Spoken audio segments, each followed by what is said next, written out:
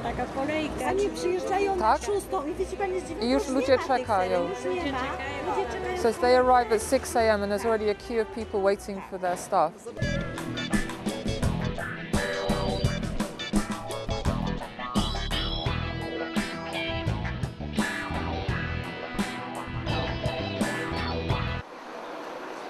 Well, I mean, it all started when I noticed that there was a campaign on PLAC NOWY to save the marketplace. And I'm interested in marketplaces. I really love markets. You know, it's one of the things I do when I go somewhere is to try and find a marketplace.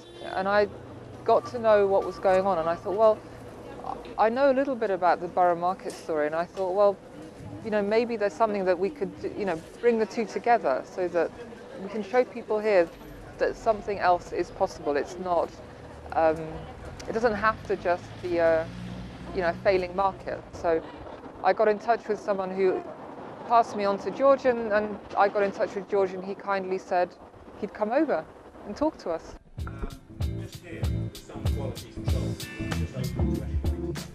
We had two debates.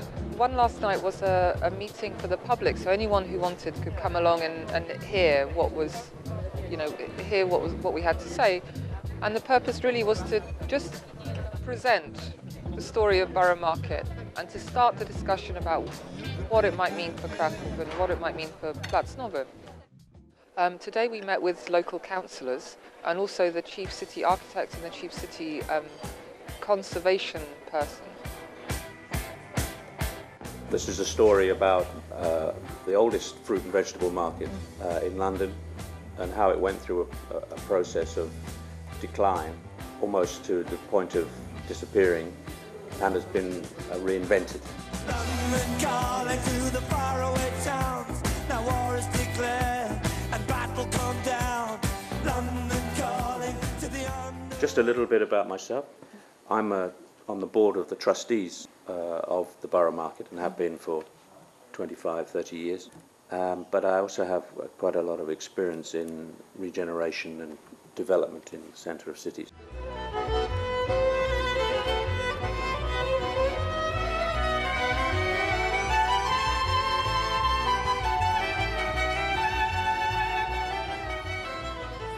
For me, it's always interesting to come to another city which I haven't been to before and to visit a market.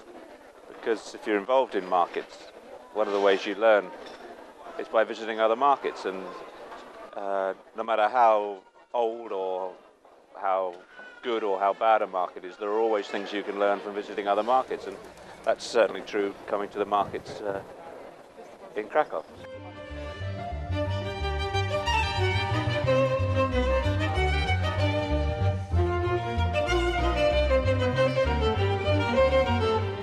They've had, you know, years where nothing was in the shops, and the only things that you could buy were under the counter and that you heard about by word of mouth.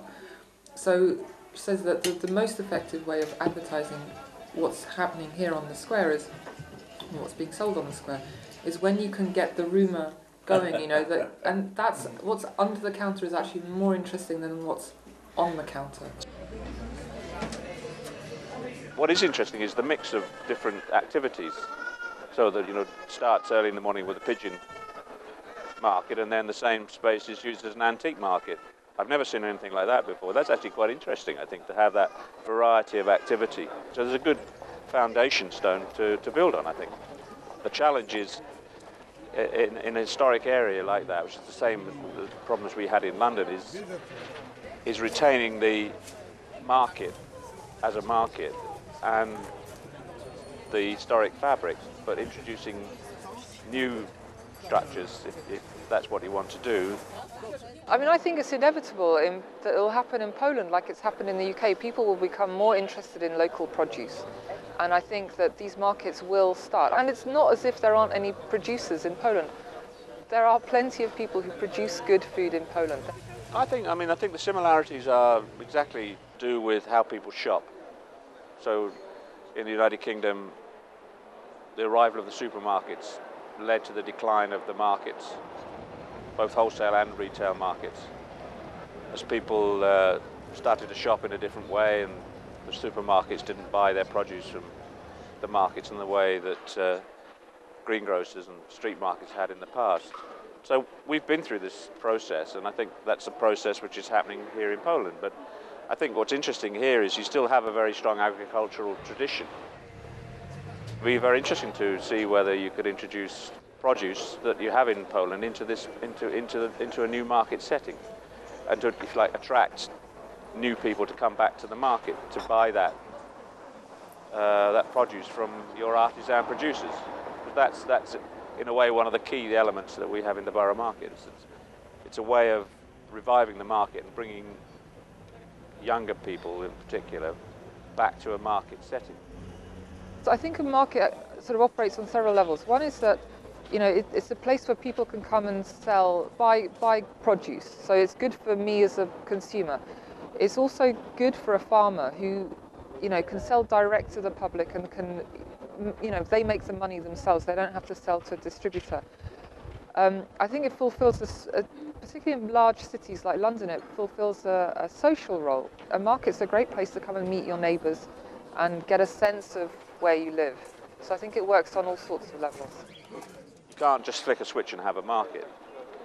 So you have to introduce the idea to people that there's something happening, and you need some critical mass as well. You have to build up the number of producers and the number of customers over a period of maybe 2 or 3 years. Everybody has to eat, everybody does eat. So you're building up a habit, really, and to build that habit, you just need to keep getting people to come back and having a good experience, and the farmers coming and making money. And the combination of the farmers making money and people enjoying the market is a winning combination.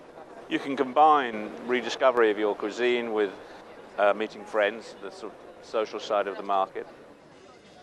Przyjazny Kazimierz is the association that we've created of residents. Well, really, it's to press for development, a sustainable development of the district that respects the culture and the heritage and the local people. And to make sure that our voice, essentially it's a residents association, and it's there to make sure that our voices are heard. London calling to the faraway towns. Now war is declared.